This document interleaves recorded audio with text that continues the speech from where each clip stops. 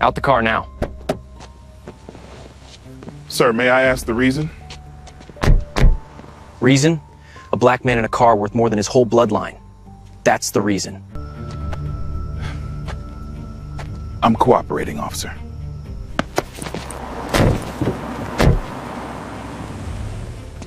Good boy. Even the dumb ones can follow orders. See, Sutton? Take your hands off me. You open that mouth again, I'll shut it for good.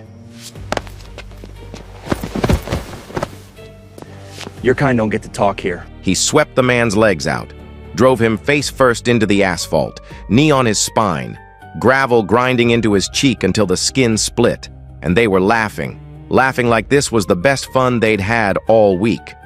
That laughter lasted exactly 3 more minutes, until the dispatch radio crackled, until a voice read a name, and every sound on that road went dead. But to understand what happened on that road, we need to go back, 5 hours earlier, 90 miles south, a small town called Greenville. Franklin Taylor sat at his mother's kitchen table, same table he'd sat at since he was 6 years old, same plastic tablecloth with the yellow flowers, same smell of cornbread cooling on the counter. He was 52, 6'3", broad shoulders that still fit the frame of the man who'd spent 15 years as an FBI special agent before crossing over to state law enforcement. 28 years carrying a badge, 28 years of rooms going quiet when he walked in, sometimes out of respect, sometimes out of something else entirely. 3 weeks ago, Governor Caldwell had appointed him state police superintendent, the youngest black man to ever hold the position. The news ran statewide. Papers printed his photo next to the governor's. His phone didn't stop ringing for 4 days. But tonight he wasn't the superintendent. He was just Ruth Taylor's oldest son, eating cornbread and listening to his mother talk about her garden. "The tomatoes came in early this year," she said, wiping her hands on her apron. "But the squirrels got to them before I did." Franklin smiled. "I'll build you a cage around them next weekend." She sat down across from him, studied his face the way only a mother can, looking past the smile, past the title, past all of it. "You be careful driving home tonight. Mama, I've been driving that road for 30 years. That's not what I mean." She paused. "They don't always see the badge first, baby. They see the skin." Franklin reached across the table and squeezed her hand. "Times are changing, Mama." She didn't answer, just looked at him the way she always did when he said something she wanted to believe but couldn't.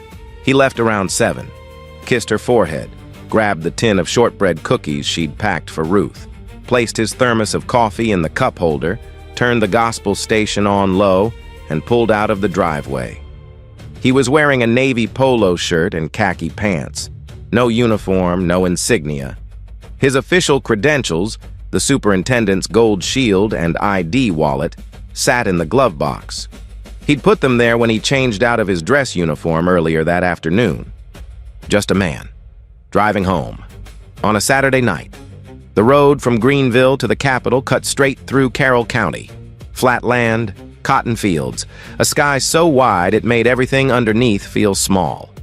Carroll County, population 18,000, overwhelmingly white, one of the poorest counties in the state, 3 stoplights, a sheriff's department with 22 deputies and a reputation that traveled further than any of them ever would. The kind of place where everybody knew everybody, and everybody who looked like Franklin was nobody. 2 consecutive DOJ reports had flagged the county for disproportionate stops of Black and Latino drivers. The numbers weren't even close. Black drivers made up 9% of the county's population, but 41% of all traffic stops. The previous sheriff had retired quietly rather than face a federal inquiry. His replacement hadn't changed much. Franklin knew these numbers. He'd read them in his first week as superintendent. They were the reason he'd drafted a statewide use of force audit. The memo went out 10 days ago. Some departments had already pushed back. Carroll County hadn't even responded, but that was a problem for Monday morning. Tonight, Franklin was just driving, windows cracked, cool October air coming through, coffee going cold in the thermos, thinking about the cage he'd build around his mother's tomato plants. Then he saw headlights in his rearview mirror. A patrol SUV, coming up fast, then slowing down, pulling close, dropping back, accelerating again, pacing him. Franklin checked his speedometer, 53 in a 55 zone. He signaled, moved to the right lane. The SUV followed. He took a slow breath, placed both hands on the steering wheel, turned the radio off. He'd done this before, not as superintendent, not as a federal agent, as a black man in America. The lights came on. The siren chirped once, and Franklin Taylor pulled over to the gravel shoulder of Highway 31, the same way he'd been taught to do since he was 16 years old. 2 doors opened on the patrol SUV, one on each side. Officer Derek Holloway came from the driver's side, 34 years old, 9 years on the force, built like a man who spent more time in the gym than on paperwork. He walked with the kind of swagger that said he'd never once been told no, not by a suspect, not by a supervisor, not by anyone in this county who mattered. Officer Craig Sutton flanked the passenger side, 29, 4 years in, the kind of cop who'd never lead but would always follow, especially if the man in front was laughing. Holloway's flashlight came on before he reached the window. He didn't aim it at the road, didn't sweep the vehicle. He pointed it directly at Franklin's face, held it there, let it burn. License and registration. Franklin already had them ready. He extended the documents through the window, slowly, the way his father taught him. No sudden movements, nothing that could be misunderstood. Holloway took the license, tilted it under the flashlight, read the name out loud. Franklin J. Taylor. He looked at Sutton. That name ring a bell? Sutton shrugged. Nope. It should have. It was on every statewide law enforcement bulletin sent out 3 weeks ago, but Carroll County didn't read statewide bulletins. Carroll County read whatever it wanted. Holloway leaned into the window, close enough that Franklin could smell the chewing tobacco on his breath. Where you coming from tonight, Franklin? Not Mr. Taylor, not Sir. First name, like he was addressing a child. My mother's house in Greenville. Your mother's house? Holloway repeated it slowly, tasting each word like it was a lie. At this hour, in this car. He tapped the Audi's roof with his knuckle. What do you do for a living, Franklin? I'm in law enforcement. Something flickered in Holloway's eyes. Not recognition, irritation. The answer didn't fit the box he'd already built in his head. Law enforcement. He smiled. Not a real smile. The kind that came right before something ugly. What? Like security guard? Mall cop? State level. Holloway stared at him for a long 3 seconds. Then he stepped back from the window, clicked his radio, and read the plate number to dispatch. But he didn't wait for the return. He turned to Sutton. I already know what we've got here. Step out of the vehicle. Franklin didn't move immediately. Officer, can you tell me why I was pulled over? Holloway tilted his head. You want reasons? Here's one. I don't like the way you looked at me when I walked up. I'm looking straight ahead, officer. Yeah? Well, I don't like that either. He pulled the door open. Out. Now. And keep your hands where I can see them. I'm not about to get jumped tonight. Franklin unbuckled the seatbelt slowly, opened the door, stepped out onto the gravel shoulder with both hands raised to chest level, palms open. He stood to his full height, 6'3", a full head taller than Holloway. That changed something. Franklin saw it happen in real time, the shift in Holloway's posture, the jaw tightening, the flashlight redirecting from his face to his chest like a weapon being repositioned. Small men with big authority do not like looking up. Hands on the hood. Franklin placed his palms flat on the warm metal. The engine had been running for 90 miles. He could feel the heat through his skin. Holloway moved behind him. The pat-down started at the shoulders. It was rough from the first touch, not the quick professional check of an officer looking for weapons. This was slow, deliberate, hands pressing too hard on the rib cage, fingers digging into the waistband, lingering. Franklin stared at the tree line ahead, kept breathing. "You carrying anything I should know about?" Holloway asked. "Guns, drugs, warrants?" "No." "No what?" "No, sir." Holloway's hands moved down to his ankles, squeezed one, then the other, then stood up and walked back around to face him. "Clean." "Huh?" He sounded disappointed, like a fisherman pulling up an empty hook. The radio crackled. Dispatch came back on the plate, registered to Franklin J. Taylor. No warrants, no flags, no history. The cleanest return a traffic stop could produce. Sutton relayed it. "He's clean, Holloway." Holloway didn't blink. Clean plate doesn't mean a clean conscience. He circled Franklin like he was studying an animal in a pen. Slow. Hands on his belt. Flashlight swinging. Then he stopped. "You know what? I smell something." Franklin closed his eyes for half a second. He knew what was coming. "I smell marijuana." "There is no marijuana in this vehicle, officer. I don't use it." Holloway leaned in, close, too close. "Well, I smell it, and that—" He tapped Franklin's chest with one finger. "Gives me probable cause." The classic line. The oldest trick in every dirty cop's playbook. Franklin had heard it 1,000 times. In case files, in depositions, in body camera footage he'd reviewed during federal investigations. He knew exactly what it was. But knowing didn't change anything. Not on this road, not at this hour. Not when the man saying it had a badge, a gun, and a partner who'd back up every word. Franklin kept his voice level. No emotion, just procedure. "Officer, I'd like your badge number and your supervisor's name." The air changed. Holloway's smirk vanished. His jaw locked. He stepped forward until his face was inches from Franklin's. "You want my supervisor?" His voice dropped low, almost a whisper. "You're gonna need more than a supervisor before this night is over." He turned to Sutton. "Search the car." Franklin spoke clearly, loud enough for the body cameras. "I do not consent to a search of my vehicle." Holloway looked at him, looked through him, then shrugged. "Noted." Sutton opened the driver's door anyway. Sutton moved through the car like he owned it. Center console first. He popped it open, rifled through. Napkins, a phone charger, a pen from a hotel Franklin had stayed at during a conference. Sutton tossed each item onto the passenger seat without looking, then the glove box. Franklin's chest tightened, not visibly, not in any way the officers could read, but inside, a single precise spike of tension. Because inside that glove box sat the leather credential wallet, the gold superintendent's shield, the ID card with his photo, his title, and the state seal embossed in the corner. Sutton pulled the glove box open, reached in, his fingers touched the wallet, and pushed it aside. Didn't open it, didn't flip it, just shoved it to the back like it was junk and kept digging behind it. He found nothing, because there was nothing to find.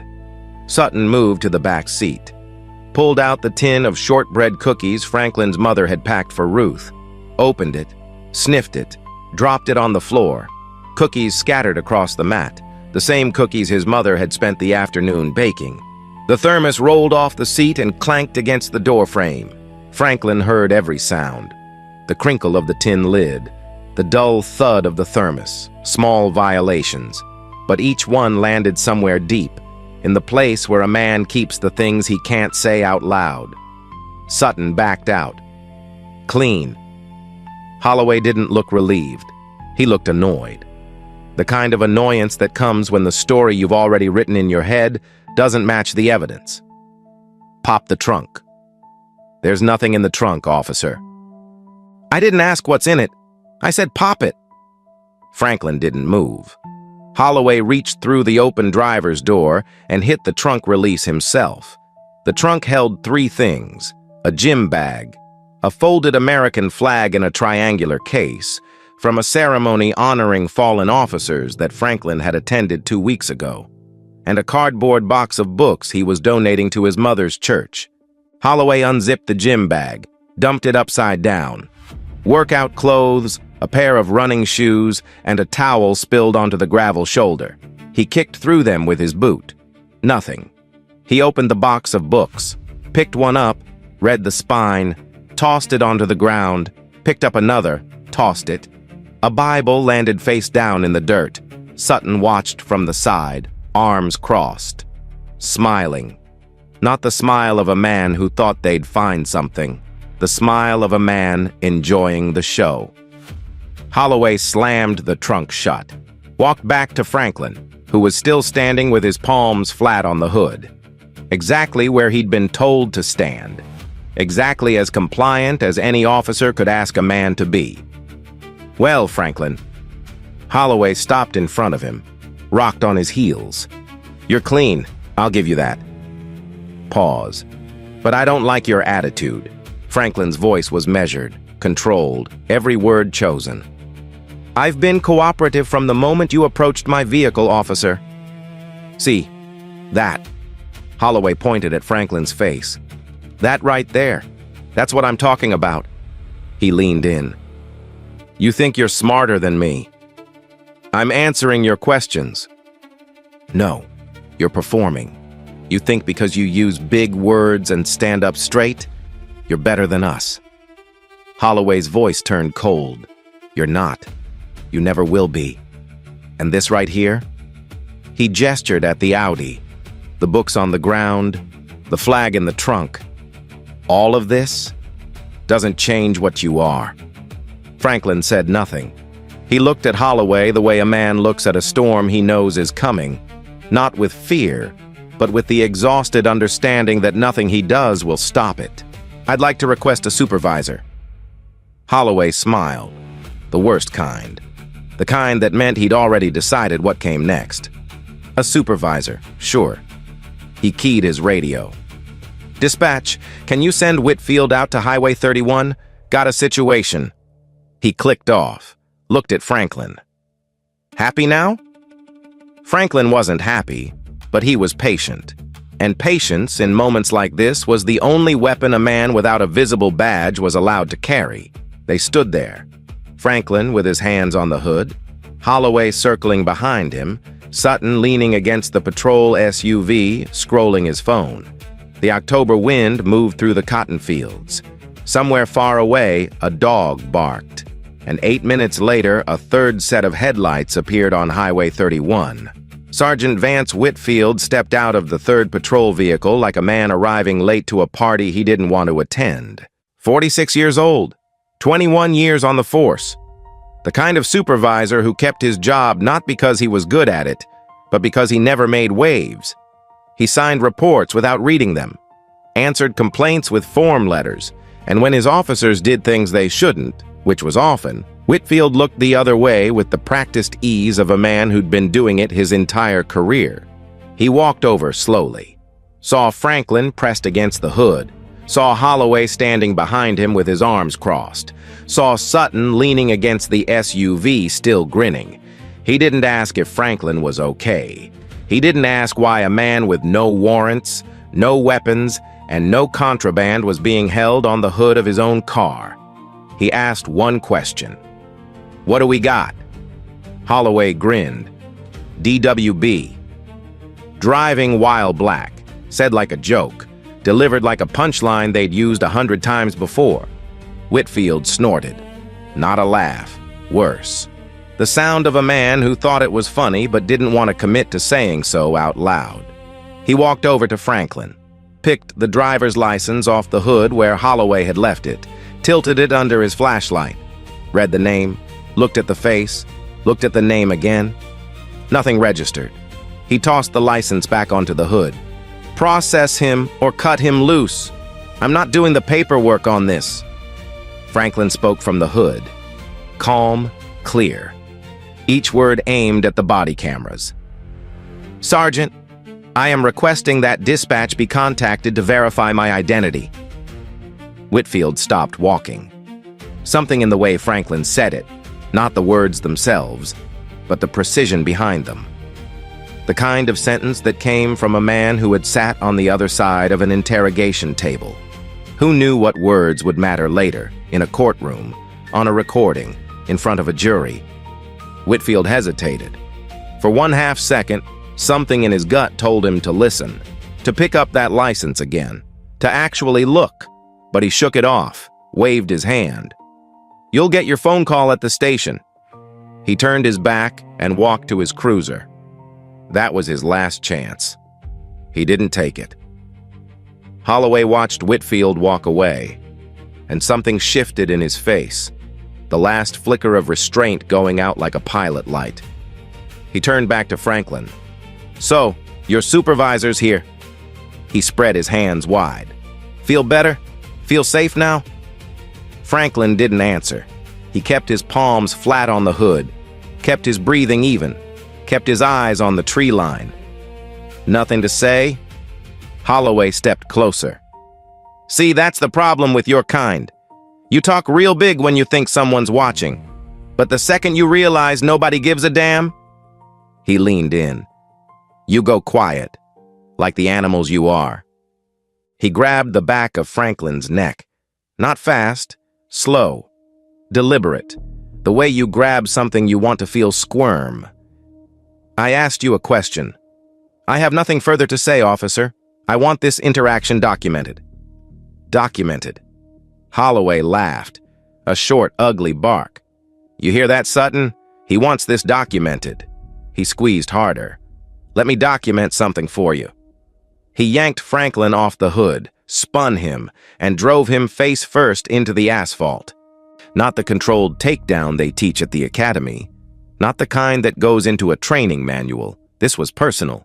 This was a man who wanted to hear the sound of another man's body hitting the ground. Franklin's cheek hit the road. The gravel bit into his skin, tiny sharp teeth that tore through the surface and held on. His palms scraped the asphalt. His shoulder twisted at an angle that sent a white flash of pain up through his neck.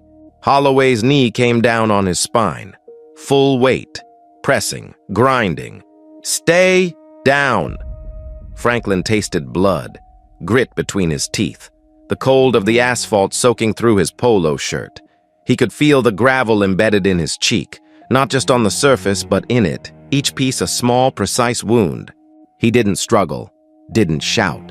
A 28-year career had taught him what happens when a black man moves too fast under a white officer's knee. He knew the statistics, he knew the headlines, he knew the names of men who didn't make it home. So he lay still, and he endured. Sutton stood over them, pulled out his phone. "Yo, Holloway, hold that pose!" He took a photo, then another, then a short video, laughing the entire time. "This is going in the group chat. The boys are gonna love this." Holloway didn't just hold the pose. He pressed harder, adjusted his knee so it dug into the soft tissue between Franklin's shoulder blades, leaned down close to his ear. "You feel that? That's the natural order. You on the ground, me on top. The way it's supposed to be." Franklin spoke. His voice came out pressed, thin, but every word was clear. "Everything you are doing right now is being recorded by your body cameras." Holloway didn't flinch. "Yeah? And who's gonna watch it?" He looked up at Sutton. "Who watches body cam footage in this county?" Sutton shrugged. "Nobody." "Nobody." Holloway repeated it like a verdict. "See, Franklin? That's the thing you don't understand. Out here, there's the law, and then there's us. And tonight?" He pressed his knee down one more time. "We are the law." Whitfield was leaning against his cruiser 15 feet away. He saw everything. The knee, the blood, the phone, the laughter. He didn't move. He didn't speak. He checked his watch. The October wind carried the sound of their laughter across the cotton fields. Empty land in every direction. No witnesses, no houses, no headlights. Just 3 officers, 1 man on the ground, and a radio that was about to change everything. 23 miles away, in the Carroll County Dispatch Center, Elaine Brooks sat behind 3 monitors and a radio console that hadn't been updated since 2014. She was 38, 12 years on dispatch, the kind of operator who ran every name twice, not because the system required it, but because she'd learned that the system missed things when you only looked once. The plate return on the black Audi had come back clean 10 minutes ago. She'd relayed it to Unit 14 and moved on to the next call. A noise complaint on Birch Street, a broken streetlight on Route 9, Saturday night in Carroll County, slow enough to bore you, busy enough to keep the coffee going. But something nagged at her. Franklin J. Taylor. She'd seen that name, not in the system, not on a warrant, somewhere else. Somewhere recent. She pulled up the statewide law enforcement bulletin board, the one that Carroll County deputies were supposed to read every morning but never did. She scrolled back 3 weeks, and there it was, a photo of a tall black man in full-dress uniform shaking hands with Governor Caldwell, a gold shield on his chest, a headline in bold letters across the top of the bulletin: Governor Caldwell appoints Franklin J. Taylor as State Police Superintendent. Elaine's coffee cup stopped halfway to her mouth. She put it down, read the name again, checked the plate return, checked the name on the license that Holloway had called in. Letter by letter, Franklin J. Taylor, same man. Her hand went to the radio. She keyed the mic, kept her voice professional, controlled, the way they trained you. Unit 14, dispatch, static. Then Holloway's voice, casual, almost bored. Go ahead, dispatch. Unit 14, I need you to confirm the identity of your stop subject. Name Franklin J. Taylor. A pause. Holloway again, annoyed now. Yeah, we got a Franklin Taylor. What about it? Elaine closed her eyes, opened them, pressed the mic again. This time, her voice was different. Higher, faster, the professional mask cracking at the edges. Unit 14, I need you to listen very carefully. Your stop subject, Franklin J. Taylor, is the newly appointed State Police Superintendent. I repeat, State Police Superintendent. Do you copy? Silence. Not the silence of a man thinking. The silence of a world rearranging itself. On Highway 31, the radio was mounted on Holloway's shoulder. The words came through at full volume, every syllable crisp, every word landing like a hammer on glass. State Police Superintendent. Holloway's knee was still on Franklin's back. His hand was still pressing the man's head toward the asphalt. His partner was still standing over them with a phone in his hand. And then, nothing moved. Holloway's knee didn't press down. It didn't lift. It just froze, locked in place by a brain that hadn't yet figured out what to tell the body. Sutton lowered his phone, slowly, like a man realizing he'd just photographed his own execution. 15 feet away, Whitfield pushed off his cruiser. The phone slipped from his hand and hit the gravel. He didn't pick it up. The radio crackled again. Elaine's voice, no longer calm, no longer professional, urgent, almost pleading. Sergeant Whitfield, confirm that the subject is unharmed. I am escalating to Captain Davis at Internal Affairs, effective immediately. All body camera footage from units on scene is now flagged for preservation. Do you copy? Whitfield opened his mouth, closed it, opened it again. Nothing came out. The laughter was gone. The grins were gone. The jokes, the nicknames, the swagger, all of it evaporated in the space between 2 radio transmissions. What replaced it was something these men had never felt on this road, in this county, in their entire careers. Fear. Franklin lay on the asphalt for 3 more seconds. Not because he couldn't move, because he wanted them to feel it, the weight of what they'd done, the full crushing gravity of a mistake that could never be undone. Then he spoke, quiet, steady. The same voice he'd used all night, but now it carried something different. Not anger, authority. I believe you heard the dispatcher, Sergeant. I'd like to stand up now. Whitfield's voice cracked. Holloway, Let him up, now. Holloway pulled his knee back like the ground had burned him, stepped away. His hands were shaking, not a little, visibly. The kind of shaking that starts in the fingers and moves up through the arms until a man can't hold his own flashlight. Franklin stood, slowly, the way a man stands when he wants every second of it to be remembered. He brushed the gravel from his cheek, picked a small stone embedded in his palm, looked at the blood on his fingers, then looked at each officer in turn. Holloway, Sutton, Whitfield, one by one, not with anger, not with triumph, with the exhausted clarity of a man who had spent 28 years watching this exact scene play out and had finally lived it himself. He walked to his car, opened the glove box, removed the leather credential wallet that Sutton had pushed aside without opening, flipped it open. The gold shield caught the red and blue lights from the patrol vehicles. It flashed once, twice. Franklin held it up, not to show off, to show them what they refused to see. You asked me earlier who was going to watch that body camera footage. He straightened his polo, blood on his collar, gravel dust on his chest. I am.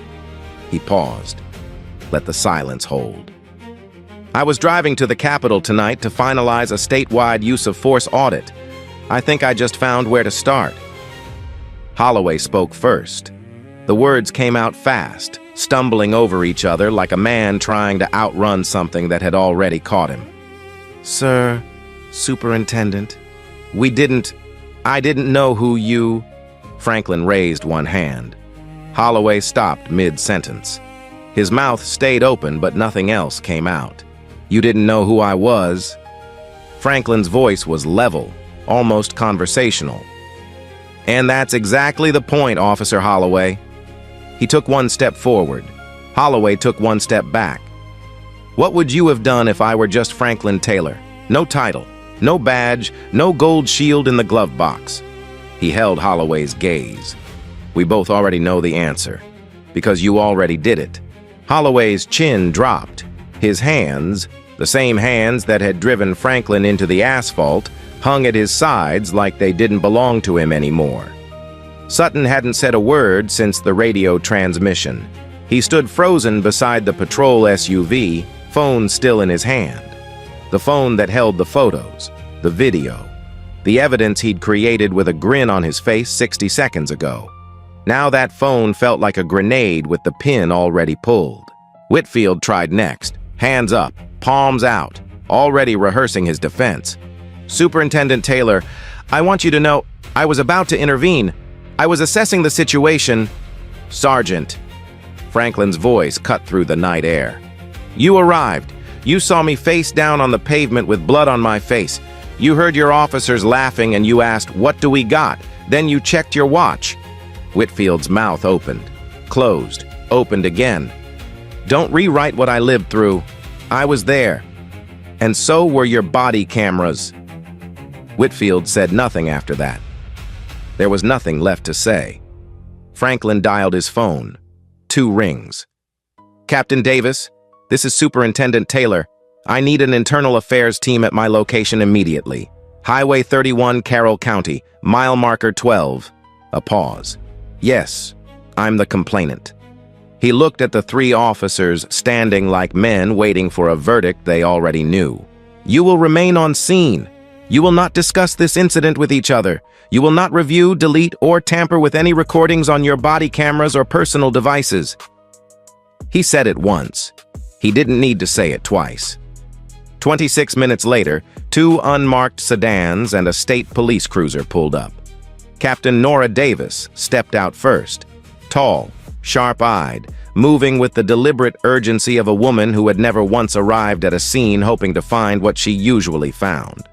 She saw Franklin, saw the blood on his cheek, the gravel in his palm, the torn collar. She didn't ask if he was okay. She could see the answer. Walk me through it, Superintendent. Franklin gave his statement the way he'd given 1,000 reports, calmly, chronologically, without embellishment. A man who had written hundreds of incident reports from the other side. Tonight, for the first time, He dictated one from this side.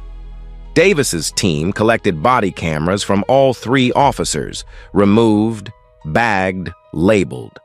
Holloway's personal phone was seized. He didn't resist. He didn't have the nerve left to try. Then came the words none of them had ever heard directed at themselves. Officer Holloway, Officer Sutton, Sergeant Whitfield, you are hereby placed on immediate administrative suspension, pending investigation. Surrender your badges and service weapons. Holloway unclipped his badge with trembling fingers. The metal caught the light as he placed it in Davis's open palm. The same badge he'd tapped against his belt an hour ago, like it made him untouchable. Sutton handed his over without looking up. His jaw was clenched so tight the muscles in his neck stood out like cables. Whitfield was last. He held his badge for 3 seconds, maybe 4, before letting it go. 21 years, gone in the time it takes to exhale. Franklin drove the remaining 40 miles to the capital alone. No radio, no music. Just tires on asphalt and the kind of silence that fills a car when a man is carrying something too heavy for words. At mile 30, he called Ruth. "Hey, I'm running late." "How bad?" "Bad enough."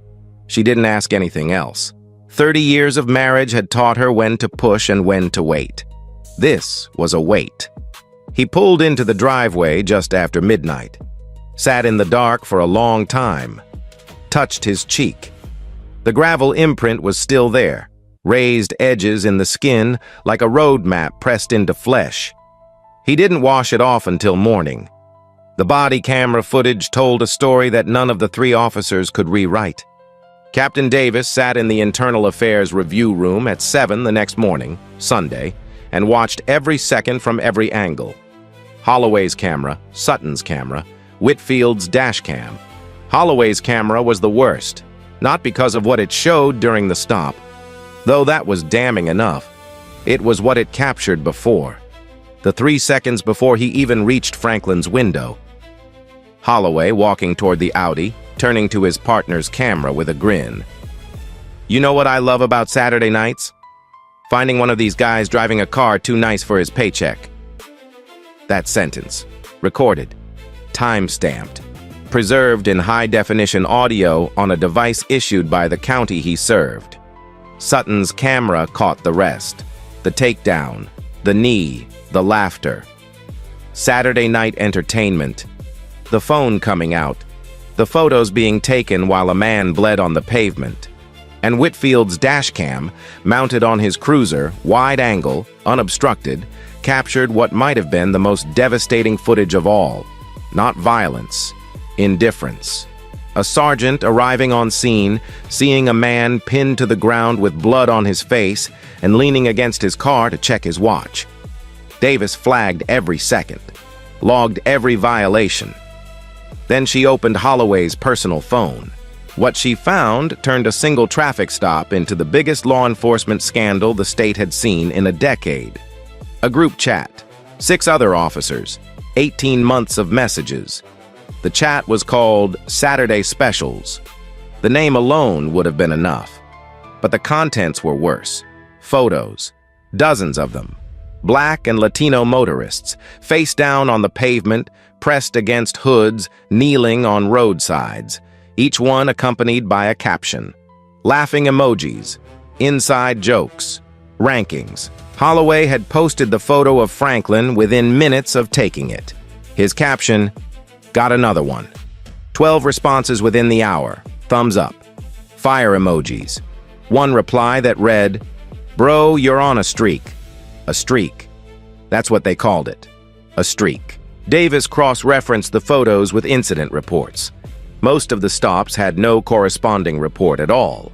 The ones that did were marked verbal warning, released.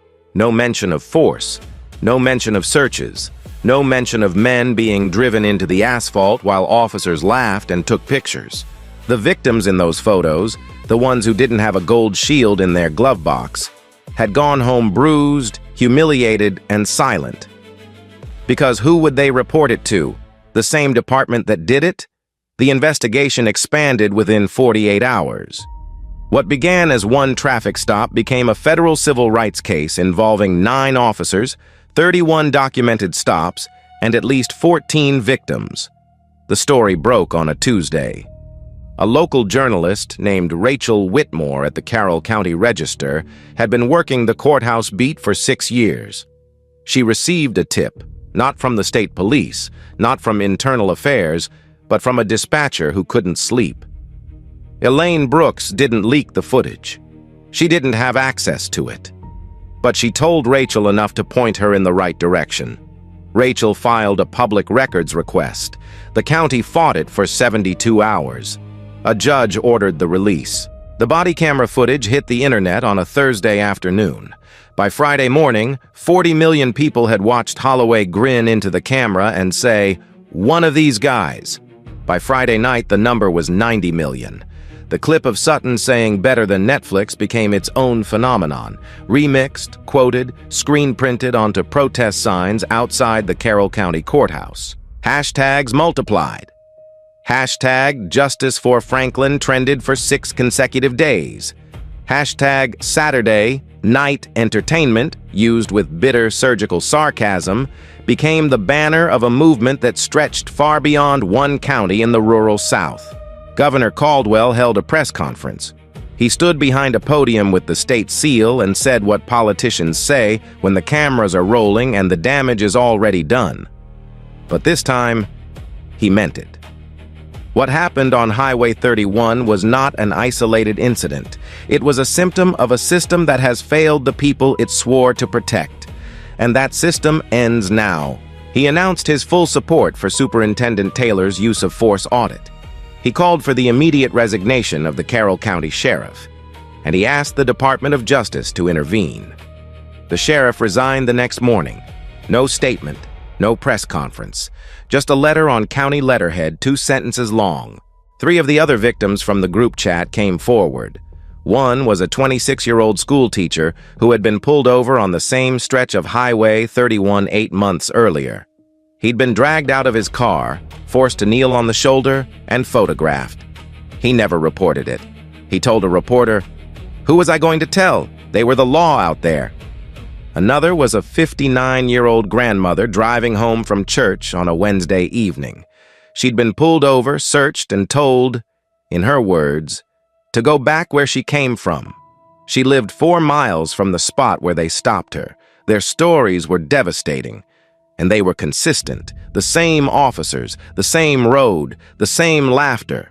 District Attorney Philip Moore filed charges on a Monday. Federal charges under 18 U.S.C. Section 242, deprivation of rights under color of law. The kind of charges that don't get pleaded down. The kind that end careers, take pensions, and close cell doors. The trial lasted 11 days. The jury deliberated for 4 hours. Derek Holloway, assault under color of law, civil rights conspiracy, sentenced to 6 years in federal prison. The judge noted the Saturday Specials group chat as an aggravating factor, evidence not of a mistake, but of a pattern.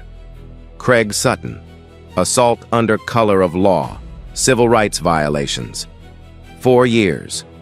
His attorney argued that Sutton was a follower, not a leader. The judge responded, "Following an order to violate a man's civil rights does not reduce culpability. It confirms it." Vance Whitfield, failure to intervene, obstruction, civil rights violations, 3 years, permanent decertification. He would never carry a badge again. 21 years of looking the other way, and the road finally looked back.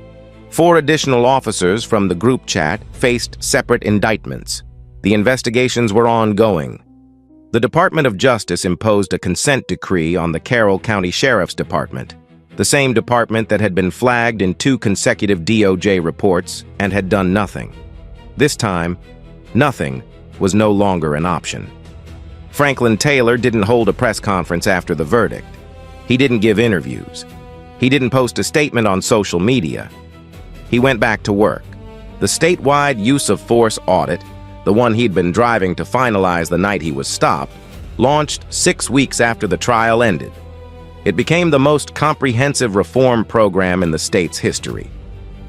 Mandatory de-escalation training for every officer, every department, every county. Body camera compliance tied directly to state funding. No footage, no money.